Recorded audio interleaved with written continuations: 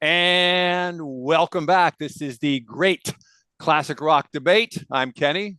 I'm Paul with zero qualifications. I'm Steve. We talk anything and everything classic rock. We try to keep it interesting.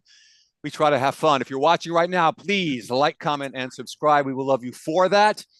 Fellas, 2 weeks ago, well, you know what? First, last week, we did our election edition, which was kind of fun. We're a non-political channel, but we got a little political there. But it was fun and it was a little different. And we talked about songs that were political. But the week before that, we had talked about, it started with the day the music died. We talked about rock stars who died in a plane crash. And I guess by the time we wrapped that show up, we realized there were probably a lot more that we didn't mention. And we sort of have a duty to do a second part and to mention some more of those names. And so that's what we're going to do tonight. We're going to go ahead and go into that. Before we start, do either one of you guys have anything you want to add to the election edition of the Great Classic Rock Debate? Steve? Nothing other than it was a really good night. It was. Yes. Yeah. We're not political guys, but it was a good night. Yeah, I just hope that we can all go forward. I know that people are going to resist, and I don't even see much of that anyways. what's that? I don't even see much of that happening at this point because it wasn't close. I think had it been a closer election, but I mean, every county across the nation pretty much, Yeah. there were gains, whether or not they were red or blue. Every county went a little You're right. bit redder. And that gigantic red and blue map where you go by counties, it's just so red, it really is. Matter of fact, I think even the liberal states, like even California, it got a little redder. Now, that doesn't mean like it's going to flip at some point. I mean, maybe in 20 years, but what's weird is how come one of you two can answer this, and I have to think about why didn't we get more House seats then? That's a good question. I don't know. I pondered that one myself. The fact is that segment, who is, I guess we'll call them in the middle, it's so slender. People are so partisan, and that segment is so slender that there's not that many there to begin with. And it's a lot of it is, name recognition too. So that's true. Incumbents have enormous advantage. Yeah. But then you have people like in Arizona, and you're going to see this. And I think once Trump gets in there, then the real DOJ, which has been gone for a long time. Even we had that guy from Alabama who was like, he was more sitting on the Biden, Jeff Sessions. Yeah, Jeff Sessions, an absolute joke. So, but you're going to see, like, you had ballots that were 98%, 25,000 ballots came out of nowhere, and they were 98% for this jackass Ruben Gallego and 1% for Carrie Lake. Like, that's impossible. Listen, we don't want to go down this rabbit hole, but everything you're saying is correct, and I'm just hoping that it sees the light of day. But anyway, let's go ahead and start with this. And by the way, I Googled the list to see who all we had missed last time. And the very first name that really jumped out at me was Patsy Cline. Now, she's not a classic rock star or anything like that, but she so deserves a mention here because this is what's so interesting. She died in 1963 in a plane crash, and she was flying from, I think, Kansas City to back to Nashville, and the weather was bad, and they landed numerous times waiting for the weather to clear, and then they would take off again and then re-land. And she was within 75 miles of Nashville, and the plane went down. And that's when she was killed. 30 years old. And the reason, to me, this is so significant is because there was this sort of strange period there between the 50s and the later 60s. In the early 60s, where there was kind of this void. I mean, Elvis had gone into the military by now. The Beach Boys popped up, and so did the Four Seasons, but there weren't a lot of rock and roll bands. And Patsy Cline, she surged during this period. And some of her songs are so popular that you still hear them today on TV commercials, or you hear them on oldie stations or whatever. And probably a lot of times you hear them and you go, I've heard that song a million times and I didn't even know that was Patsy Cline. So the fact that she died at age 30, yet still had so many hit songs that are still significant to this day, I really think speaks so much about her and the impact that she has had on music. And I don't want to name names, but I saw a couple of other names that were on the list of artists who, other than I've heard that name before, you'd be hard pressed to name any songs by them. So that's why I just wanted to give her a special mention, even though for our purposes, she's not really a classic rock I'm artist. glad you did. She's a singular talent. I think it was very unusual, other than let's say Billie Holiday or someone like that. These incredible black R&B for a white woman to belt out this Yeah, really painful song. And most, I worship at the altar of Karen Carpenter. She's my number one singer, I think, of right. all time. But Patsy Cline was crazy. They just blasted away. You're like, whoa, now. Yeah, It's unusual. She was yeah. great. I love her. She really was. So, and that song "Crazy," a few years It's back they used it on a TV commercial where a guy and a girl were talking on a phone or something. I don't know. It really stood out. It made it memorable. So, I Steve, didn't you know want to she say died in something? a plane crash. Neither did I. I forgot about that, it's actually. it's funny that of all of the artists who are known because they died in a plane crash, she's not for some reason. But yeah, that's how she died. Huh. 30 years old. Well, Well, you lose 2 cool points for having your Karen Carpenter. no way, baby. How many artists have died because a plane fell on them, crashed onto them? Are we including Uh, Donnie Darko? good one, Kenny. Uh, I guess one, right? And that's the one you brought up. After the show ended, ladies and gentlemen, as soon as he clicked off, I went, "Oh my God, we forgot to talk about." And this will segue.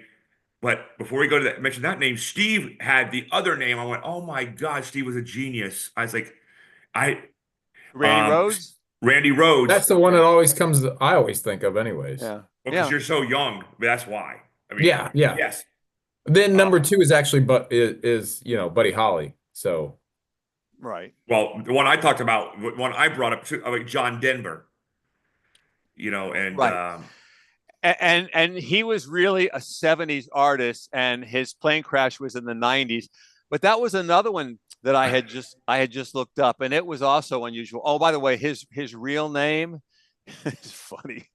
His real name is uh, John Henry Deutschendorf. yeah. Yeah. Wow.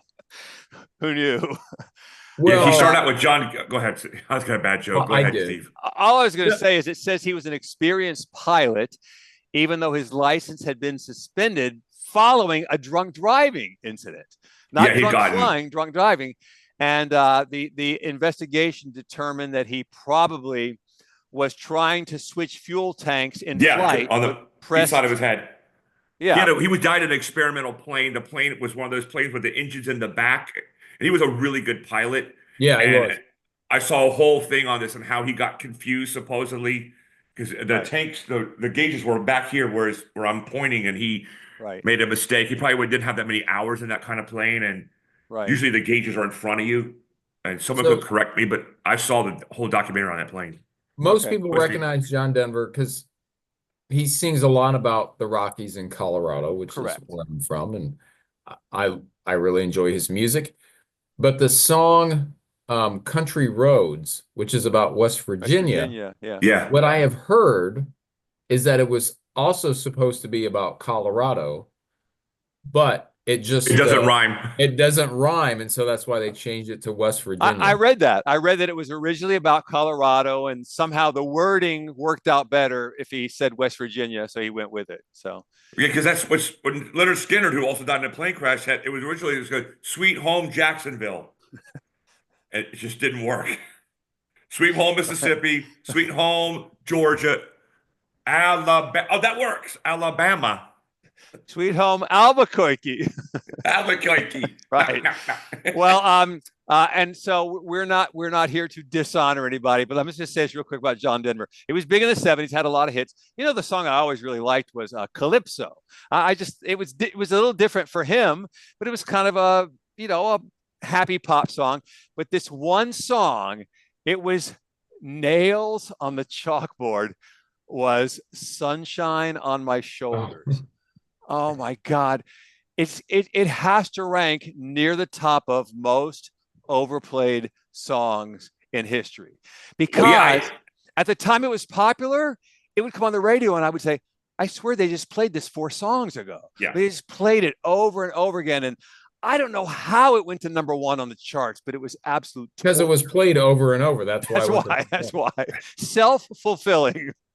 Yeah. Yeah, Well, they I put think that's when they consider number one, is it top selling album? And back in the day, was it based upon album sales or was it based upon like airplay? I think it was kind of a It was combination. both. It was well, it was definitely the 45 really is what drove the chart positions, and then there was 100, 150, whatever large radio stations that they polled like on a daily basis to get their playlists and their numbers from that. So it's kind of a complicated thing. It's much easier now because they can just go to, number of views. yeah, or go to Spotify or whatever, and yeah, you Or can just, number of streams. yeah, exactly. Yeah, that's what I meant So to say. Now, if yeah, you sell 10,000, records, you probably have a number one record. yeah, Yeah, Or records. some Yeah. some ridiculously low right, number. right. Yeah. So anyway, so there we go. John Listen. Denver, Oh, Patsy Cline, and John Denver. Neither one classic rockers, but still very popular during their time and made enough of an impact that we want to mention them. So where are we going next? Steve's idea, so it's all his. Okay. No, this was your idea. My number one guy was Randy Rhoads. So Yeah, that's it. Let's talk about him. All right. Give us the So, who story. have any one of you two read the book that Rudy Sarzo wrote? I have not no, read it. I It's really good. I It's I actually. I Why are you only laughing, laugh. Steve? No, I laugh because you know who Eddie Trunk is.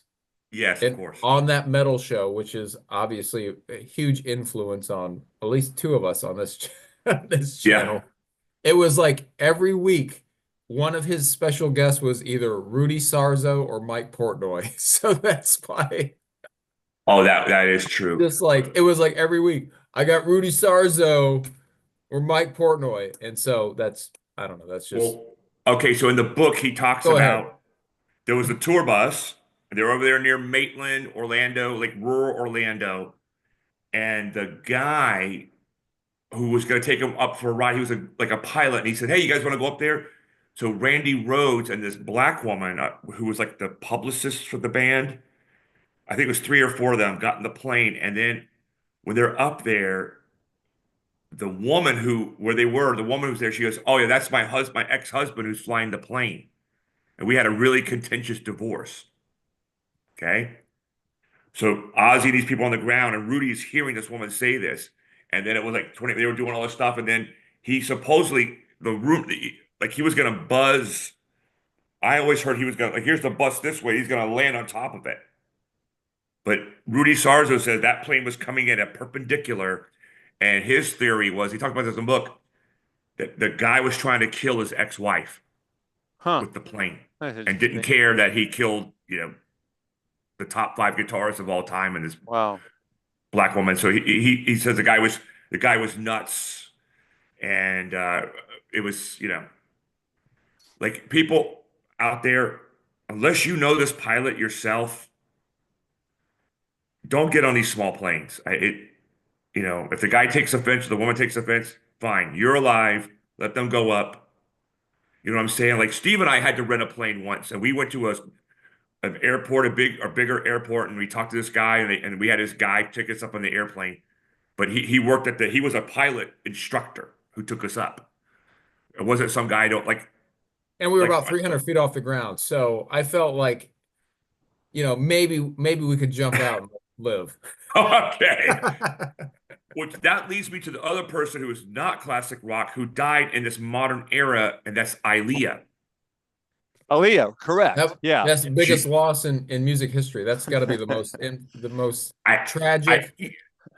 she was beautiful. She could sing, but she's also not very smart and privileged. And this goes to show you on this, I was at the Bahamas, and Correct. she got on first because she's a celebrity, but this guy was a bad pilot and didn't do the weight It calculations was and all this it stuff. It's was just the JFK biggest amateur or show. Okay, so Oh, let me Steve. say this. To be fair to her, Paul, she got mixed up with a lot of really awful people when she was a No, kid. no, I'm not ripping Yeah. on her at all. Okay, I okay. actually liked And her. I'll rip on her. Go ahead. She's talented, but getting mixed up with R. Kelly when she was 14 or whatever, that's not a good career move. She didn't know any better, but I'm just saying. Yeah.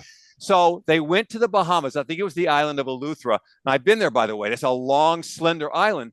And once when I was there, I was with the guy, Rick Smith. Do you remember Rick, Paul? Mhm. Yeah. And so as we were landing, the crosswind was so strong. It was just turning the plane on its side. And watching him know how to put that plane down in spite of that terrible wind, I was like, wow, he's the man. That's a real guy who he didn't even flinch, just put it right down. But I'm telling you, the plane was turned on its side. The wind was so strong. So based upon the location and shape of that island, that crosswind is going to be normal. That's common. They never made it over the trees because it was too much weight, and the pilot just didn't. Right. So they loaded too much stuff, too many people, all this stuff, and because they were trying to save a few bucks, and the pilot was somebody's cousin's friend or something. His license was, I think, inactive or revoked or something. Yeah, it was one of those things. When you were in the Bahamas, how much did you tip? Right. Steve's trying to bait me into an argument right now. Go with Steve. That was well played, Steve. I will say this: I have been on small planes in Alaska, float planes, and I have felt very comfortable because I'm like, well, we're flying over water for the most part. If we got to go that's down, gonna make a difference if you die. Yeah. Well, no, I'm just like you're gonna land in the water. You can glide in, so I felt very safe. You could glide on the ground.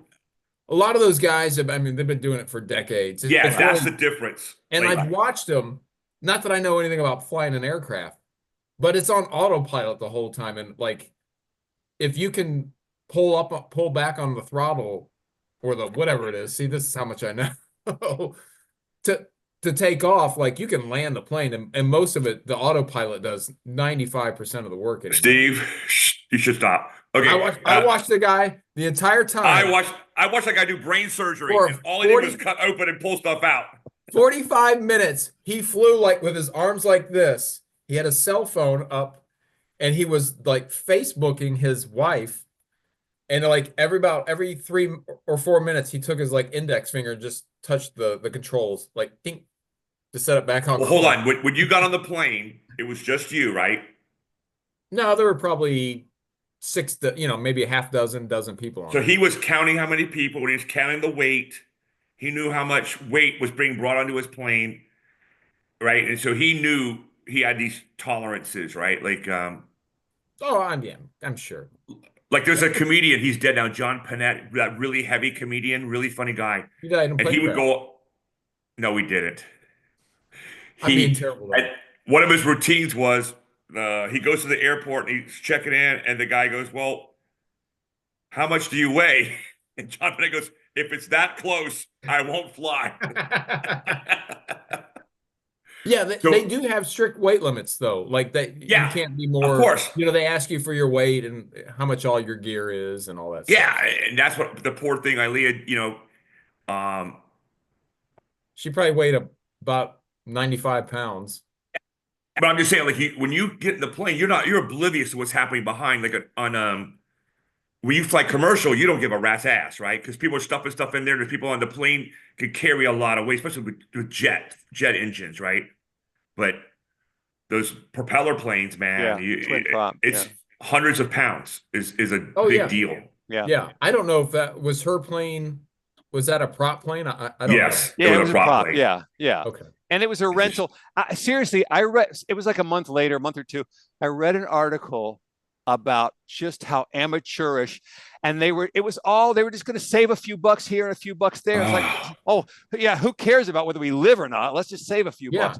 Yeah. It was just the biggest amateur show, and it was like, wow, It would have been unbelievable. safer, like either renting a boat or getting jet Yeah, skis. yeah, yeah, I mean, yeah, yeah. yeah, yeah, All definitely. right.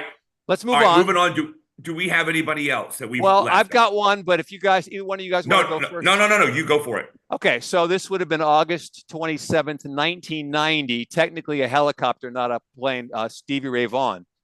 Oh, oh, yes. of course, yeah. And I got to tell you something. It wasn't until years after the fact that I felt the impact of that.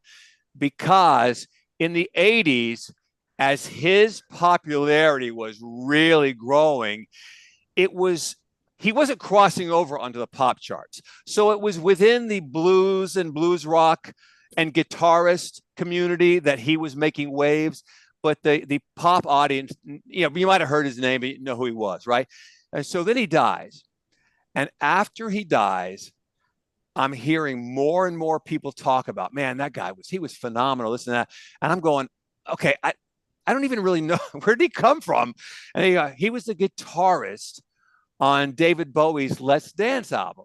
Right, And right, right. yeah, I went back and listened to it and I had never once, in all the times I had heard that song or heard those songs, I had never once listened for the guitar work. And when you play that and listen specifically, you will be blown away by how good it is. And it's just one of those things that I never took note of. And that was the first time I realized it. Post-homulus, what's the word? Post Post what? Oh, Mortem? after he died. Post-mortem? Oh, post posthumously. Posthumously. Yeah, there yeah. you go. There you go. I was searching, but I couldn't find that word. So I really didn't have the appreciation at the time of his death. It was a news item. It seemed like it passed in a day or two. It did. Yeah. But I think back on it now and I say, wow, I don't think we all fully understood the size of that loss because this guy was amazing. Yeah, I had a virtuoso. friend in high school because this was right before kind of like grunge really took off. Because it was Yep, 90, Correct. right? Yep. that's right. So I remember he was always so irate that all these grunge guys were so huge. And he's like, and Stevie Ray Vaughan died in a plane accident like a year before Nirvana and Pearl Jam kind of blew up. And he was just, for years, that's all I would hear about. And I love Stevie Ray Vaughan. I mean, great guitar player, but it was Yeah. just, I wonder if he had lived, would music have been any different in the 90s? Probably not. I don't know, but Yeah, it's hard to say. I mean, his when you go back and listen to his albums, he had I think maybe 5 albums total. I Sounds mean, right. some of those tracks are unbelievable blues songs, but not many of them would have made a big splash Crossover, right. on classic rock. I mean, there was a couple that have gotten some airplay, but they were just much more heavily blues than rock songs, in my opinion. No, no, oh that's yeah. right. He You was a never blues know. player. It's like, That's what he did. yeah. I mean, think about Jimi Hendrix. Like the song that launched him. I mean, one of many. Now I'm sounding like an idiot, but "Along the Watchtower," and that was a Dylan song that he Right. covered. Right. Yeah. But So a lot of these probably, the most famous song of that was from the Fabulous Crossfire Expendables, which was his brother's band. Brothers band. That was probably the most famous. That was bigger than any Stevie Ray Vaughan song, at Which least song? at the Tough time. Enough? Yeah, Tough Enough. It was. You're right. That still gets, Because classic rock radio It absolutely played does. to And it's a because pretty darn catchy song. okay, let me tell you a story now. He knows what's coming. Of course I do. We're going down on I-95 towards Boynton. Towards Boynton.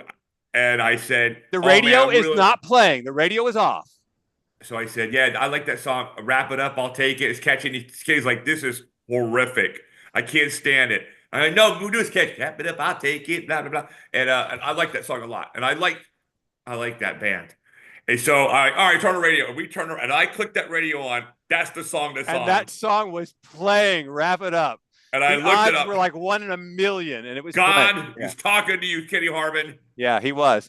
You But don't, you but don't you know like what I that didn't know at the song. time, Paul? That was What's actually that? a Sam and Dave song from the 1960s. It sounds like it would be. Yeah. It does. I didn't realize that, but Yeah. I didn't know what you said to me, Kenny, but I don't doubt it. Like Yeah. it sounds like a cover. Yeah. But wouldn't you give anything though to hear that type of music today? Now, Yes. yeah, of course. Yes. Even though you hate that song, Wrap It Up. Let's say if you had never heard it, like it would be a gift to everybody if that song came out today. Yeah. I mean, you know what? I used to be Mr. Dissent. anything he said, I disagreed with. You know? Hold on. Eminence Let's go. front. Yep, Eminence front, and then even before that, let's go in the Wayback Machine. Okay. I said, Endless Summer, Beach Boys. He goes, they suck. They're terrible. They're horrible. Fags. And I said, dude, they are awesome. The Beach Boys are awesome. Like, no. And then, like 5 or 10 years later, he goes, little brother, I got a confession to make. I really like Endless Summer and the Beach Boys, and you were right. And he manned up. It took you 10 years, now, but you manned which up. one of you liked the movie Pecker? Me. Okay. Not me. Because I said Paul Kenny, likes Pecker, and Kenny doesn't like Pecker. That was a running joke Awful. for years. And I was laughing so hard, and Kenny's like this. It was awful. I like John Waters. I like John Waters' sense of humor. I'm sorry. I know Speaking of the Beach Boys, that they kind of are a guilty pleasure to me. And that song Barbara Ann, I like that. I love the harmony. For when I was a kid and I heard it, I could not stand it. And then one day, probably 15, 20 years ago, the light just clicked on. I was like, man, this is actually pretty cool. Yeah. That's actually a the cover. Beach Boys are amazing. That song's a cover. Sam and Dave? It was it was a 50s like a doo-wop song. It was not a hit, and they took it and turned it into a massive, hit song. Yeah, Paul. Back in those days, if Paul said the sky is blue, I would say no, it's not, and you're an idiot. Okay, so the song "Eminence Front" was playing on MTV. It's a great song. And Paul's going, I like that song. And I go, that song sucks. So anyway, after I had left the room, Mike May, another fraternity brother, says to him, he's lying. He likes it. He just doesn't want it. He was always trying to keep me down. Always. Oh, those are the good old days, fraternity days. Well, it is a job of a big brother to keep his brother down. Keep the other guy down. Yep, that's my job. There are bands out there that I did not like the first time I heard. Like for Guns N' Roses, when that first album, I think "Sweet Child of Mine" was the first song of theirs that dropped. I think on the radio. Yeah. I heard "Welcome to the Jungle" before I ever heard "Sweet Child of Mine." Now hold on, let's talk about that for a second. Okay, we're down to about 4 minutes, so we got to talk fast. That song was featured in the Deadpool Clint Eastwood movie. Jim Carrey was singing the song, and then I don't know if you remember, Guns N' Roses makes a bunch of cameos in the movie. They do. Okay, and that was the yes. I've never seen it. Yeah, they're in the movie. So the deal was the Deadpool, not Deadpool. Yeah, the Clint Eastwood movie, not yeah. Right. So the deal was, here's the deal, real quick, and then Kenny can take over. Eastwood wanted to make Yardbird about Charlie Parker. Incredible movie. Right. Just incredible. And Warner Bros. Said, okay, all right, you want to make your movie? That's fine. You do another Dirty Harry movie? We'll trade you. And he goes, deal. And that's how Deadpool got made. And that's how Yardbird, have you seen that? It's good. I mean, I'm a big Charlie Parker guy anyway. I never saw it. It's very good. Eastwood's big into jazz. Big. Huge, yeah. So he made Play that Misty movie for me. He was a jazz DJ in that movie. Yeah. So anyway, so go ahead, Kenny. Guns N' Roses, Sweet Child of Mine. All I was gonna say is, you had already put that in my ear. Like you had talked about. There's this new band. They're about to become the next big thing. Guns N' Roses. I kind of like the name, And I said, okay, I haven't heard of them. And we walked in the gym one day, and we hadn't been there 10 seconds, and Welcome to the Jungle came on the sound system, and you go, this is it, Guns N' Roses. And I was listening to it, and I go, wow. I mean, I liked it on the first listen. I go, that is going to be huge. And when I heard Sweet Child of Mine, I said the same thing, but I didn't hear that till probably a few weeks later. I just didn't Sounds right, like Kenny. Axl's voice at the beginning, but especially on Sweet Child of Mine. But obviously that did not last very long on me. Right. And he's such a unique singer, at least he was at the time. Right. And Right. and they're one of my top 5 favorite bands of all time, so I can't, Well, that album is on Steve and I's top 5 list, Appetite, right? I Yep. mean, if With I'm Electric. and, I would think yeah, so. with Electric. Hey, so Rolling Stone did a thing about what you see that about 5 years ago, and it said Axl Rose has the highest vocal range of any human being ever. Wow. The number Okay. one. Sure Like didn't know that. he could out sing like Aretha Franklin, who I think is right there. But Right. he had the biggest. They did a whole like a octave thing and he has the biggest. Because like if you hear some more, I don't want to hear no more, right? And then he hits up these notes like up in the Even more than stratosphere. Taylor Swift. That's impressive.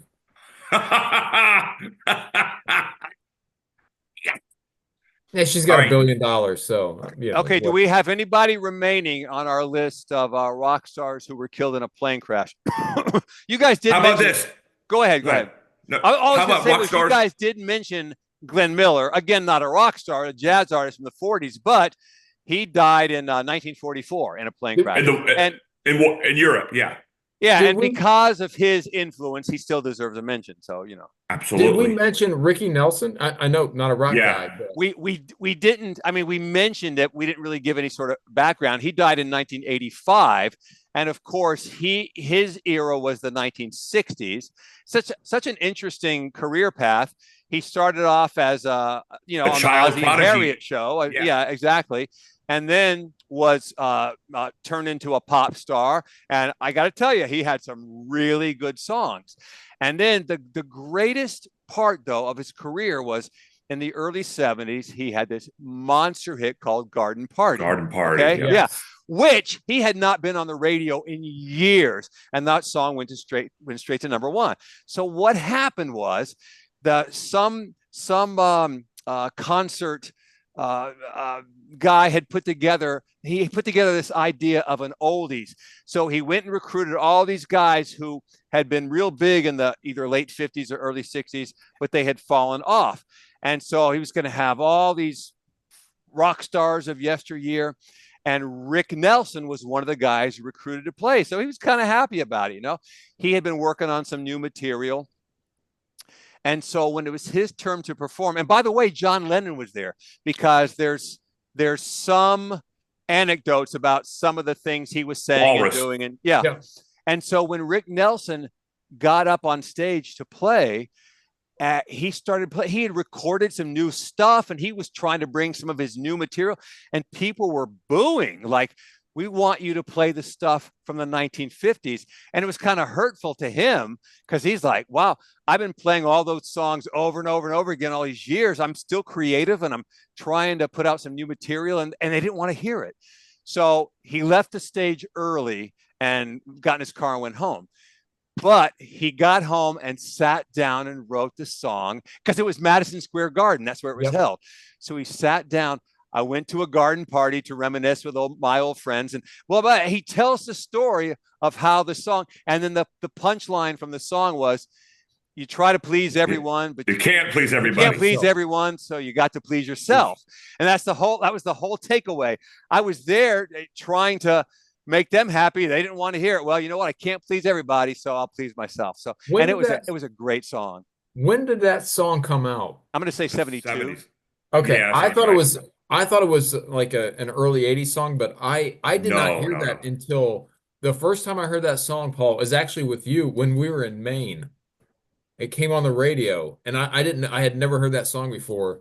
And that's one of those songs that first time I heard it, I was like, this is like I thought it was like an 80s version of I knew who Ricky Nelson was. I just Right. didn't know Right. that much about that song and the history behind it, but it felt like an 80s version of American Pie because it just had a better quality recording of what you would have heard of in the early 70s. But what's amazing, Steve, here's this kid, like he had no, his family was super famous. He's on the show. He's a good-looking little boy, all American. Every boy wanted to be like him. He's a good-looking American boy.